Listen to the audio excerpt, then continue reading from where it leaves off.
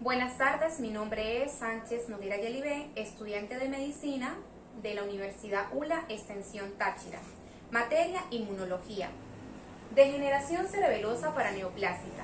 Saber que pertenecen a los denominados síndromes paraneoplásicos. Un síndrome paraneoplásico es la presencia de un tumor que produce signos y síntomas y que no son provocados de manera directa por infiltración, infección, invasión, alteraciones metabólicas o déficit nutricional. La causa de los síndromes paraneoplásicos no se conocen en su totalidad, pero se cree que puede estar mediado por la presencia de sustancias secretantes por parte del tumor, como pueden ser hormonas, proteínas, prostaglandinas, enzimas, factores de crecimiento, entre otros.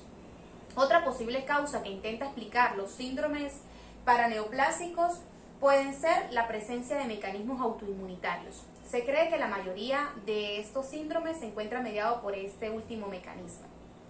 En la mayoría de los síntomas que se presentan en los síndromes paraneoplásicos proceden al diagnóstico del tumor, pero no se da sino hasta en meses o en años.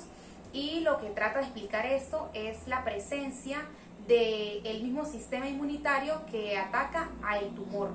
Un sistema inmunitario que se encuentra sesgado por la presencia de este tumor. En menos del 50% de los pacientes que presentan los síndromes paraneoplásicos existe la presencia de anticuerpos que se dirigen frente a las células del tumor y que comparten relaciones con las células del sistema nervioso. Estos son los denominados anticuerpos onconeuronales. Los síndromes paraneoplásicos en muchas ocasiones resultan ser incapacitantes y pueden llegar a afectar inclusive más que los tumores, ocasionando de esta manera la muerte. La degeneración cerebelosa paraneoplásica se ha caracterizado dentro de los síndromes del sistema nervioso central. Es una degeneración que pertenece a los síndromes de tipo clásico, y esto es que se encuentra vinculado directamente con la presencia de un tumor, pero que pueden existir o no la presencia de anticuerpos onconeuronales. Es uno de los síndromes más frecuentes, por ende también ha sido uno de los más estudiados. Se encuentra vinculado directamente con tumores de tipo ginecológicos, como pueden ser los tumores de ovarios y los tumores de mamas. También se vincula con tumores como los linfomas, el cáncer de pulmón, específicamente el carcinoma pulmonar de células pequeñas, y a pesar de que es uno de los síndromes más frecuentes, su incidencia es muy poca, es decir, en un análisis retrospectivo que se hizo de 1.476 pacientes, solamente 3 lograron presentar esta degeneración. La patogenia en su totalidad no se conoce. Se cree que es la presencia de anticuerpos que se dirigen frente a las células, las fibras de Purkinje, en un 60% de los pacientes con la degeneración cerebelosa. Y aunque es importante que exista la presencia de estos anticuerpos, ellos por sí mismos no van a poder explicar toda la patogenia. E inclusive se hicieron estudios experimentales que no se logró demostrar la muerte de las neuronas. Lo que sí se logró fue evidenciar cambios celulares. Los anticuerpos mejor catalogados con la degeneración cerebelosa van a ser anti-YO, anti-TR, anti-U, anti-R1, anti-mCLUT-R1, anti-CCBD, anti-SIC4, anti-ANA3. La patogenia se trata de explicar, como explicaba anteriormente, frente a anticuerpos que se dirigen a las células del tumor que se encuentran en la fibra de Purkinje y que terminan lesionando dichas células. También van a existir linfocitos T citotóxicos que se dirigen frente a unas proteínas llamadas CDR2. Algunos trabajos han dejado entrever que los linfocitos T citotóxicos se dirigen frente a estas proteínas que se encuentran en las células de Purkinje, en el citoplasma, también se encuentran en los ribosomas y en las grandes neuronas del tronco encefálico. La patogenia de la degeneración cerebelosa, los tumores que más se vinculan con ellos son los tumores de tipo ginecológicos, donde existe la presencia de estas proteínas CDR2, y en la mayoría de los casos que haya la presencia de un tumor ginecológico que un anticuerpo, esta va a ser la proteína que se vincula. También existen anticuerpos como los CUT2, CRMPS, antificina y anti-CYP4 que se encuentran en diferentes partes del sistema nervioso y pueden terminar lesionando diferentes partes de ellos.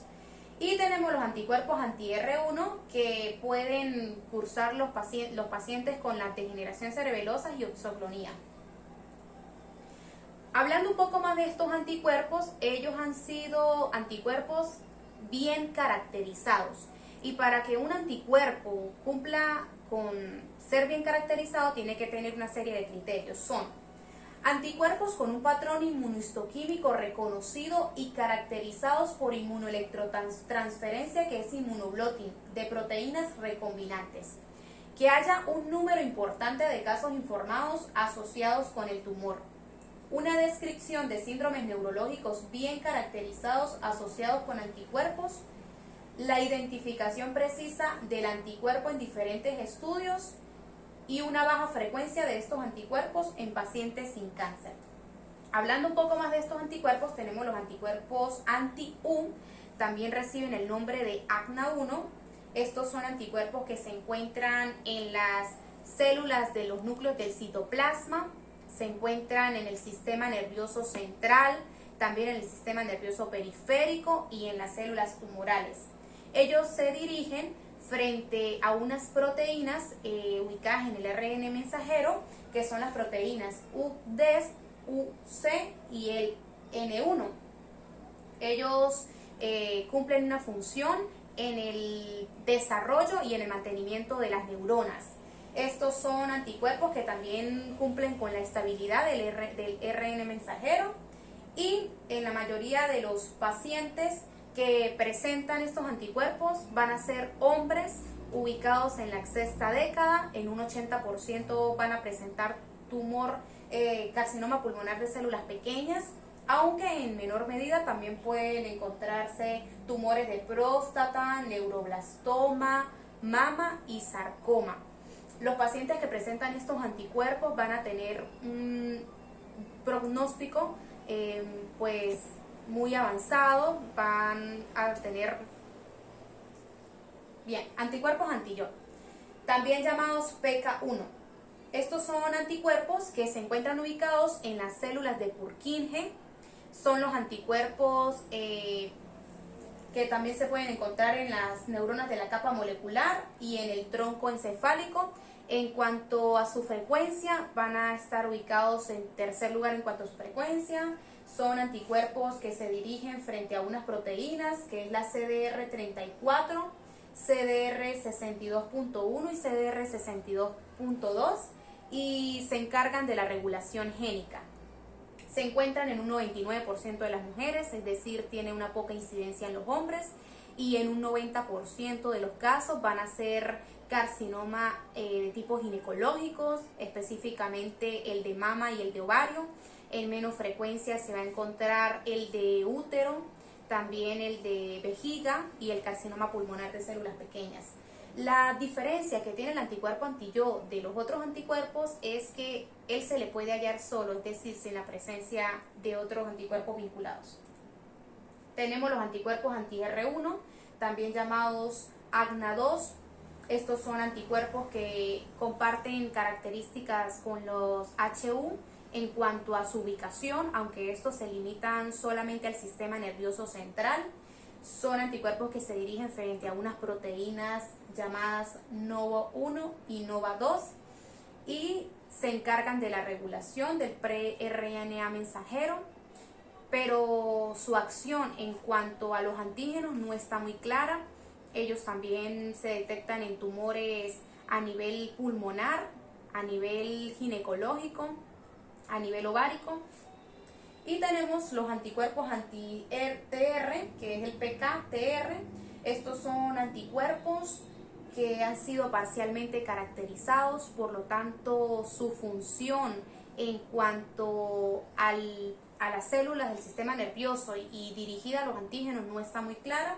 Son anticuerpos que se le encuentran también en las células de Purkinje, y algo característico de ellos es que se pueden encontrar en el líquido cefalorraquídeo y al avanzar la enfermedad, el tumor, pueden desaparecer. En cuanto a la presentación, tenemos que la degeneración cerebelosa se presenta de manera brusca. En ocasiones puede llegar a simular un accidente cerebrovascular. Los pacientes van a presentar mareos, náuseas, vómito, ataxia, alteraciones a nivel de los miembros. Inclusive, esta degeneración va a ser de manera progresiva, que en el transcurso de meses van a llegar a imposibilitar al paciente de que pueda caminar o sentarse por sí mismo. Otra síntomas que pueden presentar es nistagmo hacia abajo, oscilopsia, diplopía. Y si se hace un estudio minucioso a nivel neurológico, tenemos que el 50% de los pacientes van a presentar alteraciones a nivel de los tractos piramidal y extrapiramidal. Van a presentar alteraciones a nivel cognitivas, a nivel auditivas, a nivel del sistema nervioso periférico. En ocasiones pueden llegar a simular una encefalomielitis. En histopatología tenemos que en estudios de biopsia y de autopsia, el principal patrón característico es la pérdida de las neuronas de Purkinje del cerebelo. También existe un adelgazamiento de las capas moleculares. Van a haber degeneración de los núcleos dentado y olivar, y puede en la capa trófica no haber infiltrado inflamatorio. Los hallazgos en el líquido cefalorraquídeo van a mostrarse en el principio una inflamación de dicho líquido, va a observarse pleocitosis linfocitaria, dentro de ellos los linfocitos T, como explicaba anteriormente, que se dirigen frente a las células de Purkinje, y se va a evidenciar una disminución en cuanto a la celularidad. Va a haber un aumento de las proteínas, un aumento de inmunoglobulinas, se van a evidenciar bandas oligoclonales, la presencia de anticuerpos, y en la resonancia magnética saber que es el estudio por imagen mejor para la degeneración cerebelosa. Se van a observar una serie de alteraciones. En el inicio de la enfermedad se pueden observar cambios inflamatorios, y más adelante es que la atrofia se hace evidente. El diagnóstico se va a hacer por resonancia magnética. El líquido cefalorraquídeo puede verse inflamatorio, la presencia de anticuerpos onconeuronales. Un ejemplo, en el carcinoma pulmonar de células pequeñas se puede observar gran afectación hacia las diferentes neuronas y hacia las diferentes células de Purkinje. Y cuando el diagnóstico no se logra realizar con exactitud, no se sabe cuál es el tumor, se van a hacer estudios por imágenes cada 3 meses. Y tenemos los diagnósticos diferenciales, que son de suma importancia porque en menos del 50% de las degeneraciones cerebelosas pues no son de causa paraneoplásica, y muchos de ellos se presentan anticuerpos contra la glutamato descarboxilasa. Entonces se tiene que hacer un estudio para diferenciar otros tipos de enfermedades que cursan con estas alteraciones neurológicas. Es por ello que el interrogatorio, el estudio semiológico, las pruebas séricas van a ayudar a determinar y a diferenciar, como explicaba, esta degeneración de otras. Podemos observar que otros pacientes que presentan alteraciones a nivel cognitivas van a ser aquellos con déficit de vitaminas, con HIV, los anticuerpos antigladinas y antiendomicio, que es en una enfermedad celíaca. Los pacientes que cursan con sarcoidosis pueden tener alteraciones a nivel cerebral, pueden presentar alteraciones de los pares craneales, alteraciones a nivel del eje hipófiso hipotalámico e infiltrados pulmonares. Tenemos las enfermedades desmielinizantes que se pueden presentar en las mujeres de la mediana edad. Pueden presentarse alteraciones cognitivas y otros tipos de trastornos neurológicos. Y en pacientes que ya como tal se sabe el diagnóstico, cuál es el tipo de cáncer con el que él cursa, hay que observarse la presencia de fármacos que no estén ocasionando intoxicación o metástasis, como pueden ser el fluoracilo, el metrotexato y la aracitina. Y el tratamiento va a ser aquel que se dirige principalmente al tumor, es decir, para poder estabilizar o extraer el tumor. Una vez que esto se haya logrado, se va a poder observar una mejoría en cuanto a los síntomas que presenta la degeneración cerebelosa. Otro punto importante es que deben tratar de encontrarse un diagnóstico a temprano tiempo, ya que el daño de las fibras de Purkinje va a ser irreversible. Los pacientes que presentan anticuerpos anti-YO y anti-R1 tienen mejores mejorías que los pacientes que presentan los anticuerpos anti-TR o anti-TR-CMPS.